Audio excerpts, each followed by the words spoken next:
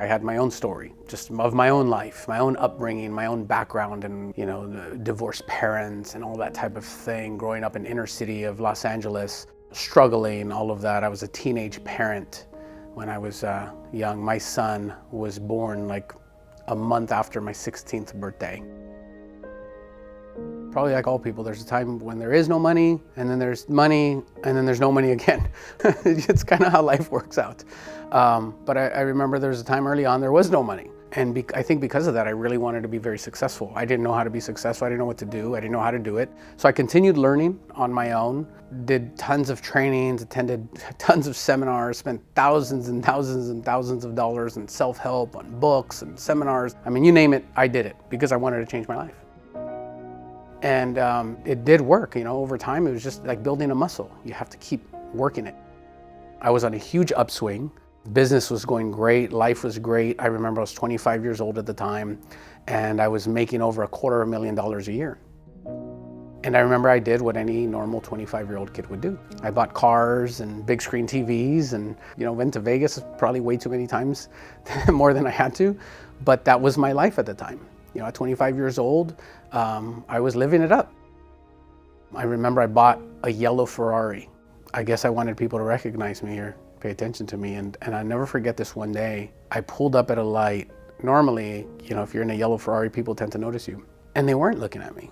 And I look over at the car next to me, which looked like to be the husband and the wife, and there was 2 kids in the back seat. And they had this little dog. The kids are laughing and the parents are just looking over, and they just looked like they were having such a good time. And I remember, I never forget this feeling of looking over and being jealous.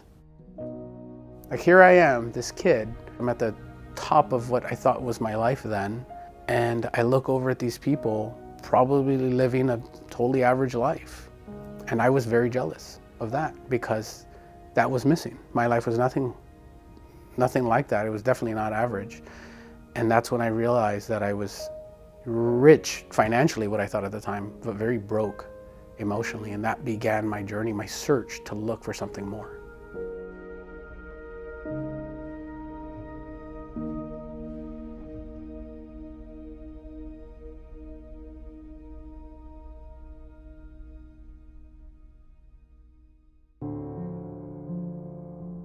Like many other human beings, what prompts the question is often pain. The existential crisis of why am I here? Why is the situation the way it is? Growing up in a tumultuous, difficult situation caused me to wonder what I could do about it. Why am I feeling stuck at my job? Why am I feeling like a rat in a wheel cage or something like that, doing the same thing, getting the same results? How do I get out of that set of conditions and preconceptions so that I can get a different set of results? It starts by asking that question. There's no doubt that some of us grew up in environments that are very different, but all of us have the ability to take responsibility. And even if you've had a quote-unquote rough life, a lot of challenges, a lot of blocks on your path, you can meet that challenge. There's billboards everywhere. Have you been in a car accident? It's not your fault. Call us today and we'll sue the pants off of them. Like, no one wants to take responsibility for anything that they do, for their behavior, for their driving, for anything. When you look at the masses, the average person makes tons of excuses in their life. But the primary person that they make excuses to is not to others, it's to themselves. Well, I have a reason why I'm this way. Sure you do. However, where are you at right now? Do you want to make a change at this point, or do you just need a hug? So many people will accept part of it. They'll say yes, but. And then as soon as they say the but, it denies what you just said yes to and presents what you really believe your excuse. The reason it's so hard for you, that's your excuse. Well, that excuse is not valid.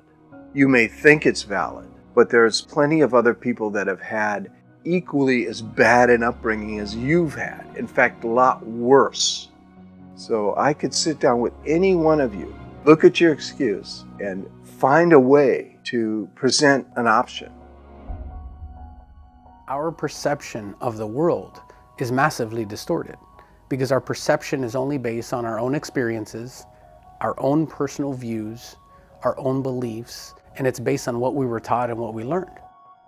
And whatever we perceive to be true, whether it is true or whether it's complete BS, when we get out there, we will project that out onto the world. Feelings of lack of worthiness. Don't be proud of what you look like. Don't be so confident. Bad programming comes in childhood and continues all the way through adulthood. And unless you go and you rewrite the story, you're going to have a repeat of the same type of story as you get older.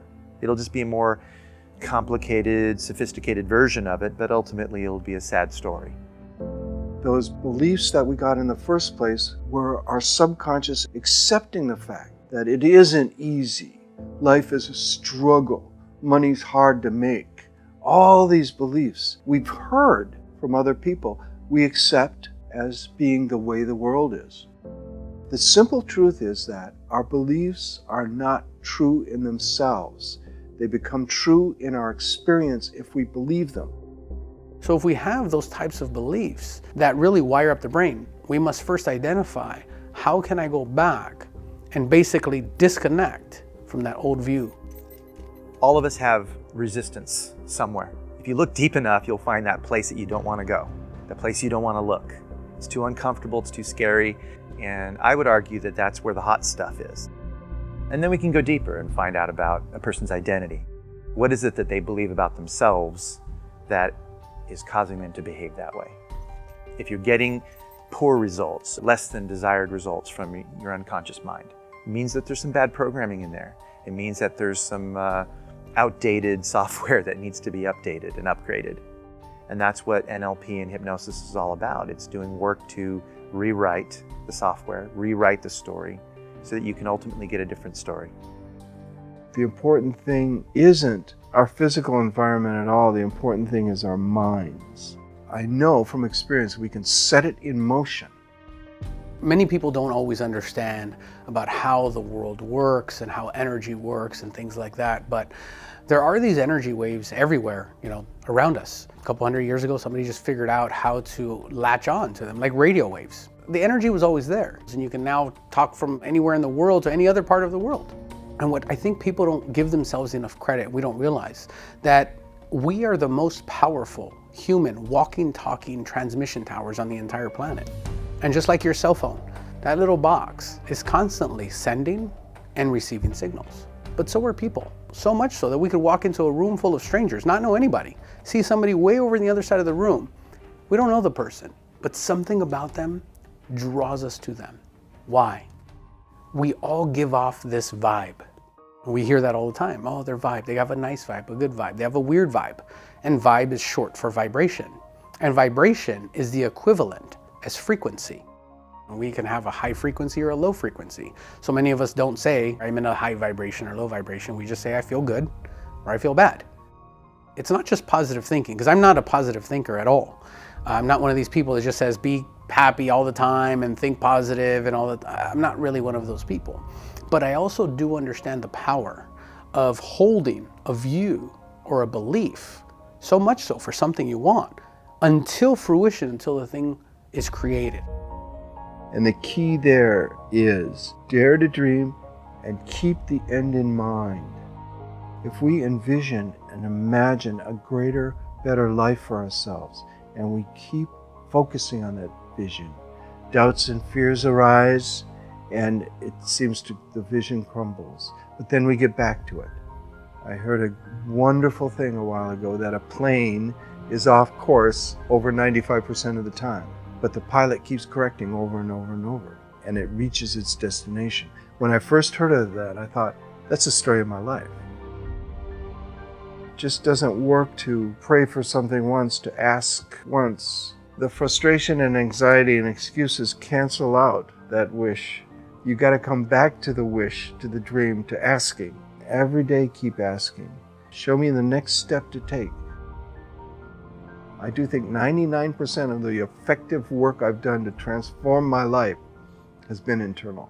As Eckhart says in The Power of Now, get the inside right and the outside will fall into place. I am sensible and in control of my finances. I'm creating total financial success in an easy and relaxed manner a healthy and positive way, in its own perfect time, for the highest good of all. When you get back to the realization, the understanding of the one thing that you have control over is your ability to align yourself with the thing that you actually want energetically. It just depends, how long does it take for you to align yourself with that thing? Because at first there's this like confusion or a doubt, and then you get to this point, it's like, okay, I think it's possible, babe. It's like, I think it is possible. You get to like hope. This is the positive thinking part of you. It's like, I hope this works out. And then you get to this other point, it's like, I really believe this is gonna work out. And then you finally get to this place of like, I don't care what or how this, but this is going to happen. This thing is done. It's complete. It's complete in my mind. It's complete in my body. It's complete in my soul. I am there before I actually get the thing. And you need to hold that alignment and give the world and people and things, circumstances, an opportunity to work out for you. It's all about creating something out of apparently nothing. To me, I look at it as a completely magical process in a way. You don't have to use those words at all. You can just say strategic planning has its results, whatever words you want to use. But for me, what it does get down to is the basic, deep mystery of all of creation. We can channel that force, if you will, or we can ask for it. We can bring it into our minds. There was a famous occultist from the Victorian era in England, and his name was Aleister Crowley, and he said, magic is the art, the science of causing change to happen in accordance with one's will. By visualizing that future moment, putting in a set of instructions, and then when I let go, turn my attention away from it, my unconscious mind will be drawn towards experiencing it. Effortlessly, easily. It will seem like the right thing to do. It will seem as though I'm compelled to do that. It'll be automatically arising from the way I've made sense of that reality moving forward. There are a lot of different ways to do this. Is it really magic? Depends on how you define magic, doesn't it? My name is Dean Radin. I'm the Chief Scientist at the Institute of Noetic Sciences. One of the things that we do at this institute is study experiences that people report, very commonly, that challenge the prevailing scientific idea about who and what we are. And so these experiences range from simple intuition, like gut feelings, to psychic phenomena, to mystical experience. We're interested then in when somebody has a transformative experience of this type, and there's a pretty large range of them, and we also gain some sense that the experiences that they have are real and not just an illusion, then how do we begin to understand them? Most of what we do in the scientific sense is in the laboratory. We use methods like high-density EEG to look at brain activity. We use psychophysiological methods to look at how the brain and body are related to each other. We use methods in physics, methods in computer science, and statistics. So the magic I'm talking about, first of all, is not Harry Potter, and it's not Harry Houdini. Those are both fictional magic. I'm talking about the real stuff.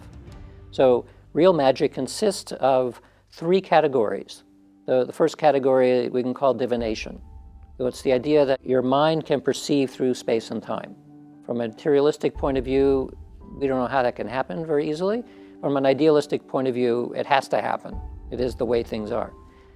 The second category I call force of will, which from a scientific perspective, we might use terms like mind-matter interaction or psychokinetic effects. And that's the notion that your intention, your will can manifest. It makes things happen. The third category is theurgy. In practice, it's about evoking spirits in ceremonial magic where you try to get spirits to do things on your behalf. So the reason I got interested in magic is because for most of my career, I've been studying parapsychological phenomena, telepathy and clairvoyance and so on. And after studying the esoteric literature, even just for a little bit, I realized that what we have been studying in the laboratory is exactly what people have called traditional magic. Divination is clairvoyance and precognition. Force of will is psychokinetic effects. Theurgy are phenomena like near-death experiences and mediumship. So because I was surprised at having spent almost 40 years studying these phenomena and not realizing that that is what traditional magic is about, I decided to write this book to express essentially what I discovered, which to other people might seem, well, of course that is the way it is. How did you not even know that? Part of it is because I went through the academic tradition, where we assume that a certain view of the world, and in that view of the world, ideas of traditional magic are laughable.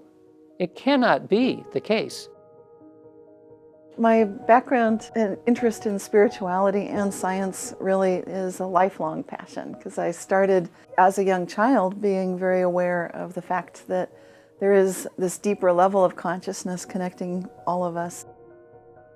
I wanted to find out more about that and get into the science of it. So I chose to go to UC Berkeley, where I got my degree in physics, and my main focus of interest in the program had to do with quantum physics, which I found tremendously intuitive for me.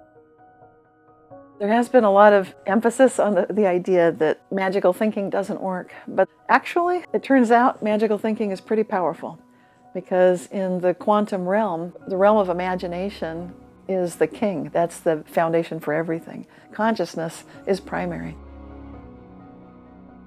A lot of people who are attracted to magic in the first place, they don't care how it works. They don't even care about the debate over whether it exists. They just want to use it. So the two simple forms that have been used as far back as we can see in history, one is called writing magic, and the other is called sigil magic.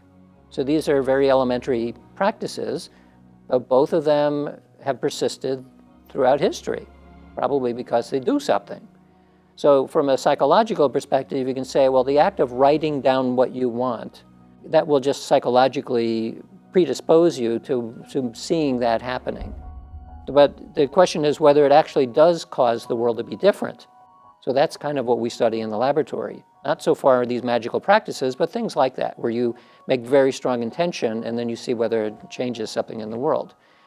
Sigil magic is like writing magic, except that instead of writing something down, you make a symbol for the stand for the thing that you want. Once you have that shape, the symbol itself will remind you of the intention. You use whatever method is necessary in order to put all of your intention into that symbol and like push through the symbol to make it happen. And then, as is seen in the laboratory a lot, that there's something called the release of effort effect. That while you're pushing like crazy with your intention, nothing's going to happen. It happens when you release. So the sigil magic as well, you push really hard through the symbol, and then you might burn it, you might put it away in a drawer, you get rid of it somehow, so that you allow the intention to go do whatever it's going to do. So some people think this is something weird, and what I'd like people to realize is that basically every time we make a choice in our mind, we're actually making a quantum jump. Quantum jumping is such a big field that there's a lot that falls within it. Everything from the placebo effect is, I think, an excellent example of it, to finding lost things, to suddenly having skill sets and abilities where you didn't have those capabilities before. These are all things that are possible. There's really no end in sight. Pretty much anything that you would wish for is attainable, because we're looking at the nature of reality itself and the way that you're interacting with it. So the steps involved. So how do you get a quantum jump from being in one state of being, maybe being sick, to being well, for example? That's a good one. The way that you can make that jump is to start by getting into that relaxed, energized state of being. So things that are conducive to that would be meditation, lucid dreaming. You can think of that as being in a theta state of mind. It's like a daydream state of mind. And just make that a regular part of your life so that you feel like, okay, this is how it feels to just not have any worries and feel energized and relaxed. The more you do it, also it gets easier, so that's good. Then the next step is to really feel that you're making a selection of where you'd like to go. Sometimes we don't know where we want to go. I like to then ask, how good can it get, and let that unfold naturally. You're talking to your subconscious when you do that. Your subconscious knows what's good. You will go to the right place. And so that's a natural way to guide yourself. But if you have a clear view, I want to get healthy, then you can have that picture in mind. To the degree your subconscious believes that's possible, that dictates the degree of success you're about to have. So I recommend keep an open mind. Read lots of stories and accounts of miracles, these magical happenings, these reality shifts. Third part is just act as if it already happened, and you behave accordingly. And it sounds crazy, but people experience what they're able to experience based on the energy they bring, what their subconscious really needs, because your subconscious is in the driver's seat here. And what you really believe and what you need is what you're going to end up getting pretty much all the time. When you need it to happen, it will happen. And when you're open-minded and you've brought that energy, this is basically the science of miracles. So in the popular sense, this notion is sometimes thought of as you create your own reality, that your ideas will manifest.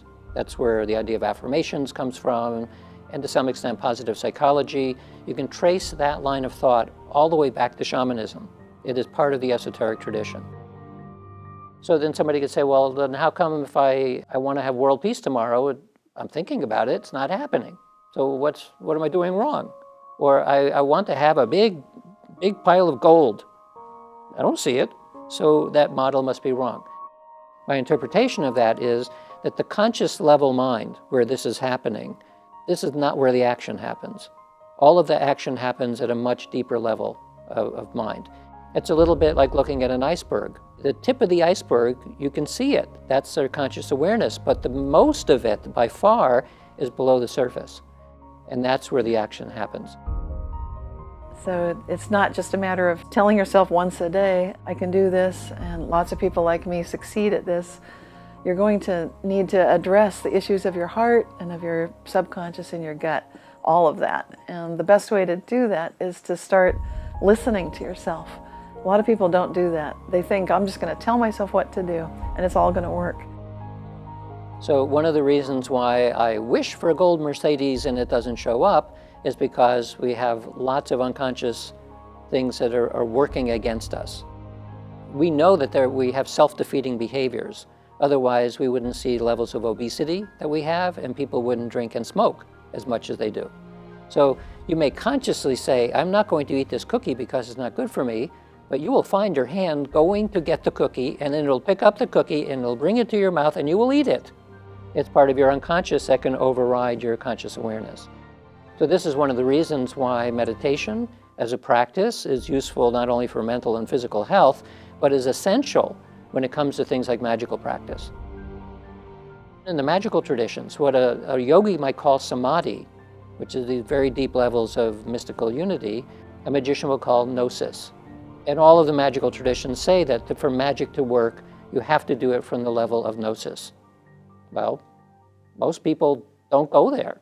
It's not easy to get there because the world is constantly pulling our attention away, but that's what's necessary. It seems simple to do a quantum jump, but that doesn't mean it's easy. And I do martial arts, and they say the same thing there. Some of these things are simple, they're not necessarily easy. And with quantum jumping, there's so much involved, starting with this whole notion of attaining a relaxed, energized state. And often when people are suffering, when there's true misery, when they're actually engaged with survival issues and real difficult challenges, then it might be very difficult to get to that place of feeling relaxed and energized. And then the next step of envisioning something positive can be equally challenging if your entire history has been based on nothing good really happening. If you don't know what love is, for example, it's hard to picture what that feels like. If you don't know unconditional support and compassion, it's hard to imagine it. There can be all kinds of challenges along the way. It's still doable, but that needs to be a discipline of working in that direction. A lot of people who do affirmations will just try to harangue their consciousness to death. If you waste time saying, I'm a millionaire, I'm a millionaire, I'm a millionaire, I'm a millionaire, I'm a millionaire, but then you're not sending your resumes out, you're not coming up with a product or a service or talking to entrepreneurs and figuring out what you can do to be a millionaire. What are you doing wasting time trying to convince yourself of something you don't really believe? I don't want to work. I just want it to come to me. Yeah, we probably all want that. We all want just $1 million to come to us. Thinking doesn't make things so. You still have to take action in the world, and you've got to get results. You got to prove that it's true for you. I don't work with my clients and just do a bunch of magical actions with them and expect that their whole world changes in that moment. We are going to shift some things at a feeling level. We're going to go in and we're going to change how you feel about it so that you take action, so that you start to acquire the things that you do want. You feel motivated to do it and you take action on it. I want to do that action now. Expand your comfort zone. Start with what you have. The older I get, the clearer I see it. And I think there's just two essential things. The first is dare to imagine doing what you love. And then the other essential thing is just deal with the doubts and fears that will inevitably arise when you dare to dream. The more expansive the dream, the bigger the doubts and fears. You can deal with those. The only real failure is quitting. Just don't quit. Within every adversity is an equal or greater benefit. You turn your thinking around. When you got a major problem happening, shift your thinking by just asking yourself, what opportunities are in this? There is a part of us that needs to allow for that magic to happen.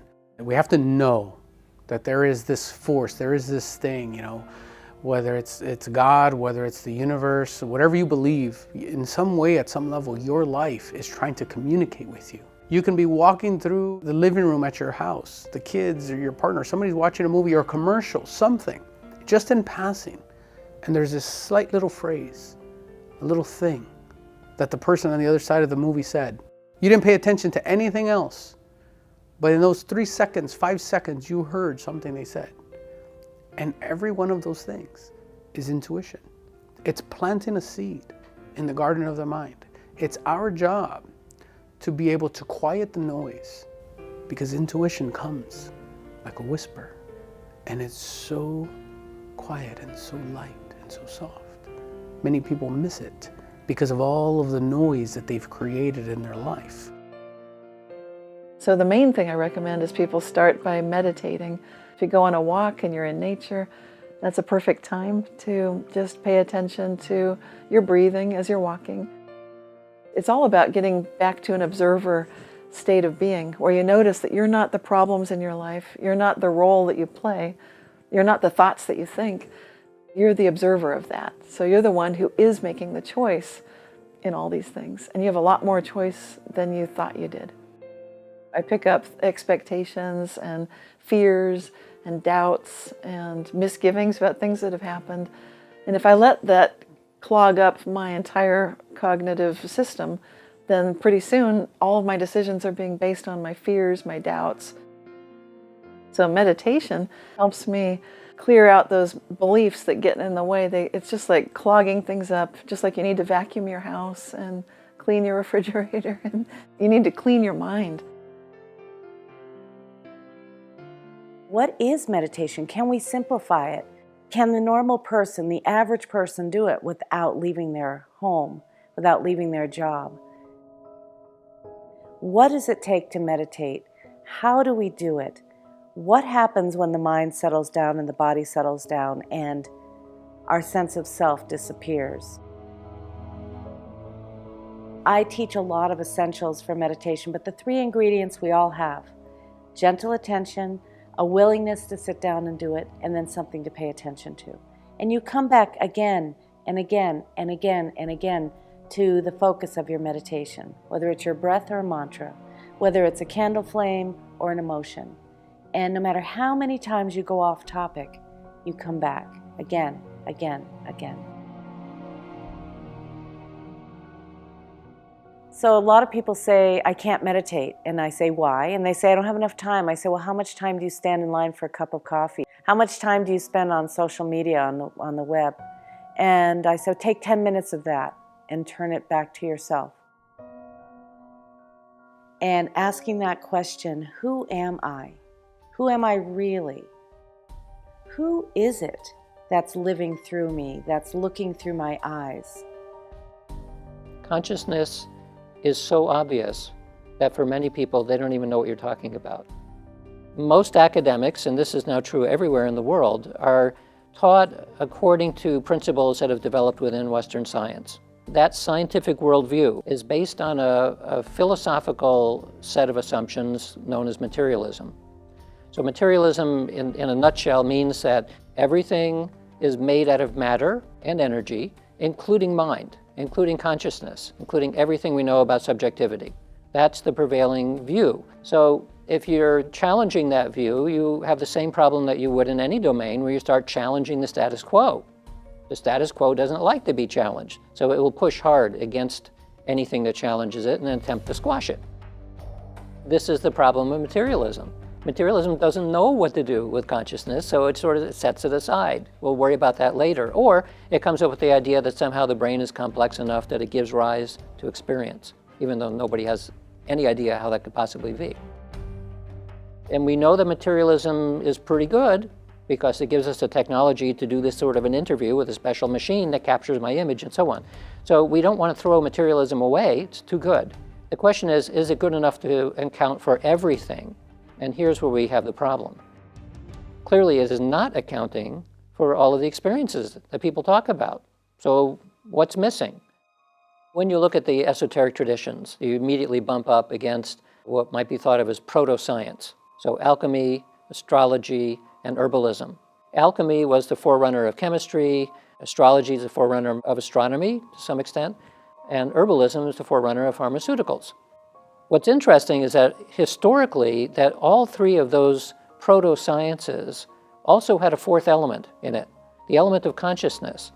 So the practitioner of alchemy or the practitioner of astrology or herbalism knew that their intention was a very important component of what they were doing. This is true in each case.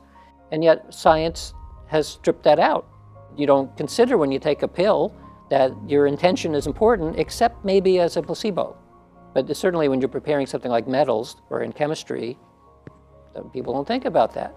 But that was part of the original idea. And so I think what we're happening now is that science is slowly beginning to mature to the point where it sees that the intention and consciousness of the scientist is as important an ingredient as it was in alchemy and astrology and so on. So I looked in detail at the esoteric traditions, all the way back from shamanism to Pythagoras, Eastern traditions, all the way up to the present time. And you find that there's a similar thread of thought. And basically they're saying that a better model of reality is idealism, that everything is made out of mind, including matter. That solves at one stroke, if that method is correct, if that assumption is correct. It solves all of the puzzles about psychic phenomena and mysticism and all of that stuff. So now consciousness came here first. And so the challenge, the scientific challenge is how do we get from pure awareness to emerge into space and time and matter and energy? How do we do that? Well, there are lots of people working on that very problem. How do you emerge out of something that seems non-physical into physicality? When we recognize that every single material thing at its core is energy and everything is vibrating, then you can get a feeling for this nature of existence that is not as materially real as we tend to think. And to me, that's what it's really about. The nature of reality itself is consciousness looking at itself. It's basically a feedback loop. So we're looking at the outside world, realizing, wait a minute, maybe what we're seeing is consciousness itself, and it starts to seem that is the case. So we're at a time in our history where quantum physics is challenging all of us to take a whole new look at the way we see the world. Some scientists who strongly resist this are of the opinion that we basically understand how reality works. There's a couple of things left over to mop up, but we kind of got it. I think that view is so arrogant. And even just from a historical perspective, you see about every 20 years, some prominent scientists saying, well, it's all wrapped up. We just have these one or two things left to fix, and then we got it all. It's just stupid from my perspective. Science is young, and we have far more things that we don't understand fundamentally at all than we do understand a little bit.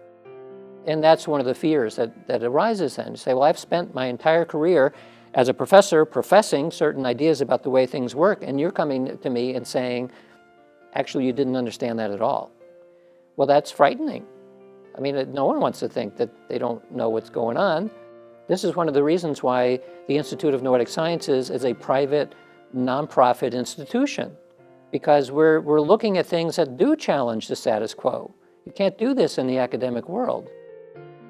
We were among the first to support research on meditation, research on the positive psychological and health consequences of things like gratefulness and forgiveness, the mind-body connections and health, and so on. We were supporting these kinds of ideas at a time when they were considered laughable and extremely risky. So if somebody wants to live a comfortable life, the easiest thing to do is to go along with the flow, always. And if someone has a family and they have children to support and all that, it is actually the responsible thing for the sake of the rest of the family to not challenge the status quo. We live in a society that is constantly pushing certain ways to be. And among other things, we are not taught to think for ourselves or to think critically or to question our own motives and our unconscious desires. It requires taking risk. But so what? Life is a risk. It's a challenge to face up to a lot of opposition. Collectively, there's a driving force that tends to move events in a certain direction. And if you've ever gone up against it, it can feel like a fish swimming upstream. Like you're going in one direction and everyone else is going somewhere else. The more you go into this practice of meditation and the more you recognize that you are consciousness, I would not say it becomes easy, but it becomes possible to stand up to society, to your parents, or your internalization of what you think your parents want for you. And the funny thing about doing this quantum jumping is often you'll notice that people seem like they change, and where there had been opposition, now there's support. I know a lot of people have a struggle with their parents because their parents aren't supporting them in doing what they love. Their parents have a different idea. My father certainly did. He was concerned for me. Going into theater and music did not seem like a good idea. He wanted me to go into business.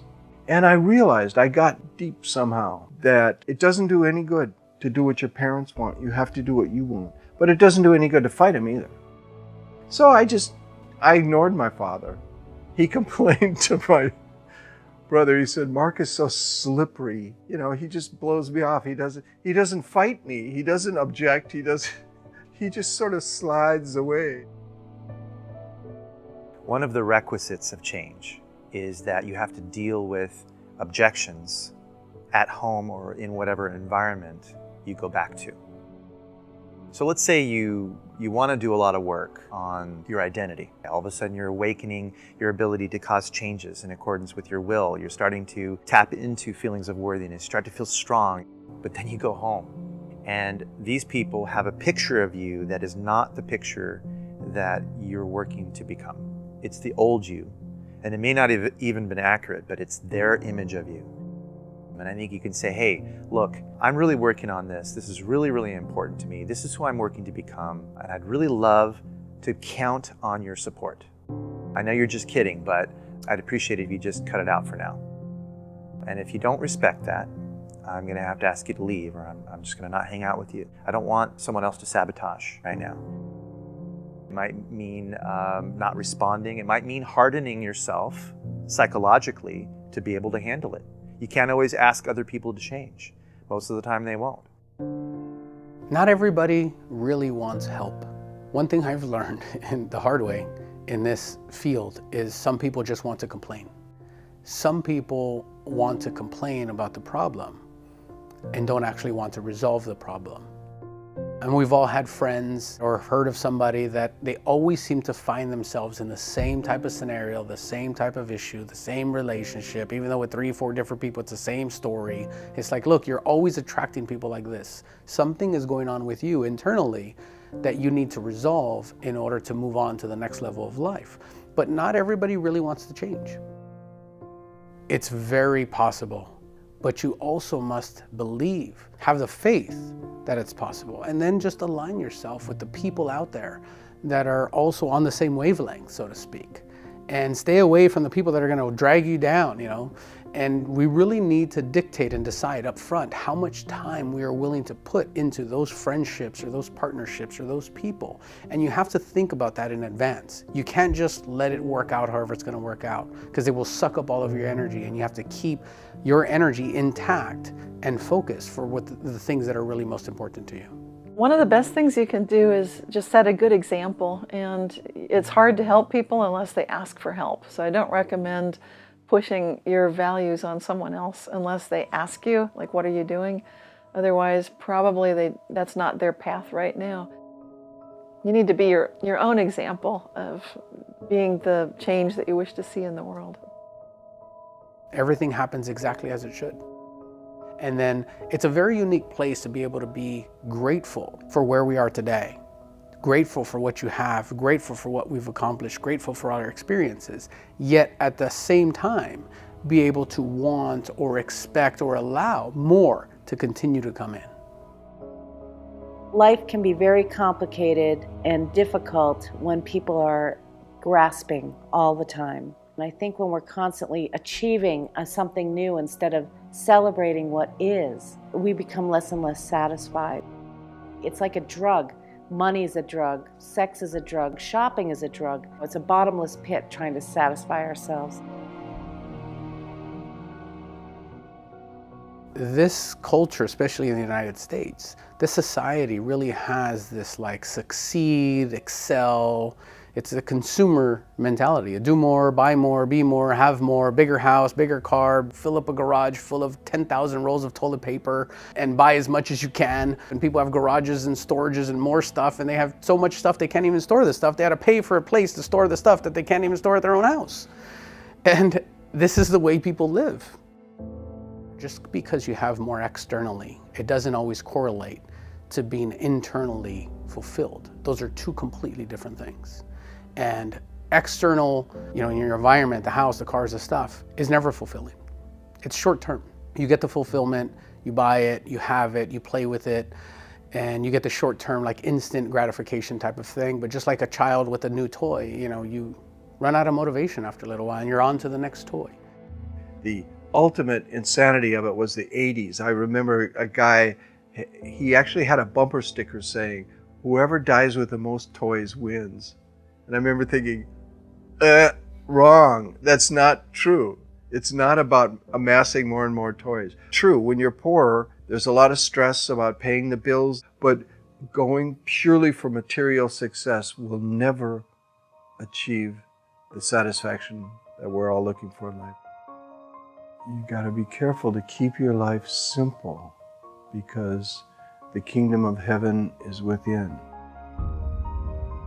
I think more and more conscious business owners have to start thinking in terms of there's enough for everyone. More often than not, there are solutions, there are ways to be more inclusive.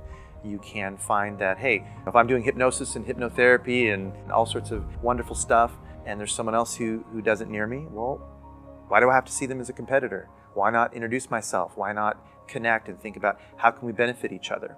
There's enough of the resources, money, people around that if you have a good product, if you have a good service, there's enough for everyone. John Templeton put it so simply. He said, the way to get wealthy is to make others wealthy.